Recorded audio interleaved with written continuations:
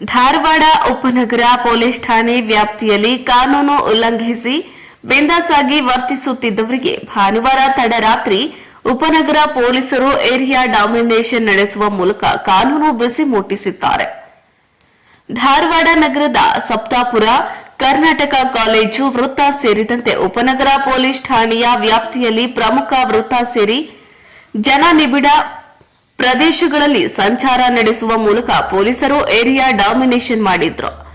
ಸಂಚಾರಿ ನಿಯಮ ಉಲ್ಲಂಘಿಸಿ ಬೈಕ್ ಸವಾರರು, ಸಾರ್ವಜನಿಕ ಸ್ಥಳಗಳಲ್ಲಿ ಧೂಮಪಾನ, ಮದ್ಯಪಾನ ಮಾಡುತ್ತಿರುವವರು ಸೇರಿದಂತೆ ಪ್ರಮುಖ ವೃತ್ತಗಳಲ್ಲಿ ನಿಂತು ಸಾರ್ವಜನಿಕರಿಗೆ ಕಿರಿಕಿರಿ ಮಾಡುತ್ತಿದ್ದ 45ಕ್ಕೂ ಹೆಚ್ಚು ಯುವಕರನ್ನ ಠಾಣೆಗೆ ಕರೆತಂದು ದಂಡಾಸ್ತ್ರ ಪ್ರಯೋಗಿಸಿ ಬಿಸಿ ಮುಟ್ಟಿಸಿದ್ದಾರೆ.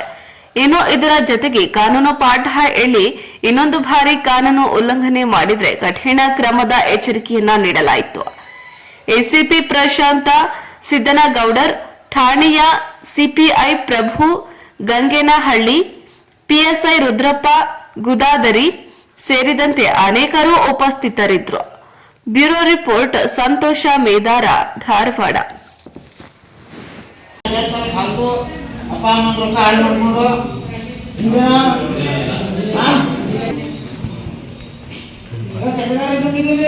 ಮಾಡ್ಕೊಂಡು ನೀವು ಬರ್ರಿ ಸರ್.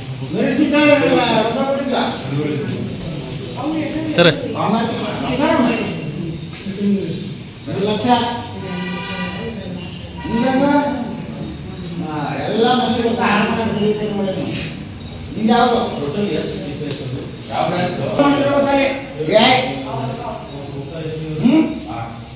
ಮತ್ತೆ ಸ್ಟೂಡೆಂಟ್ಗಳ ಹಿಂದೇನ ಒಳ್ಳೆ ಕಾಲೇಜ್ ಇರುತ್ತೆ. ಮತ್ತೆ ಇಂಜಿನಿಯರ್ ಮಾಡಬೇಕು ಅಪ್ಪ ಅವ್ರನ್ನ ಕೇಳ್ಕೊಂಡು ಕಸ ಹೊಡೆದಿರ್ತಾರೆ. ಇನ್ನೂ 25,000 ಏನು ನೀನು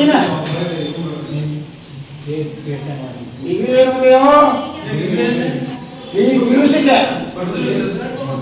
ಯಾವ ಈಗ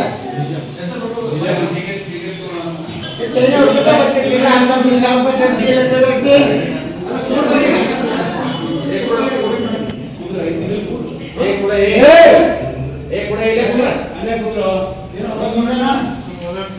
ಏನು ಹಿಂದಾವ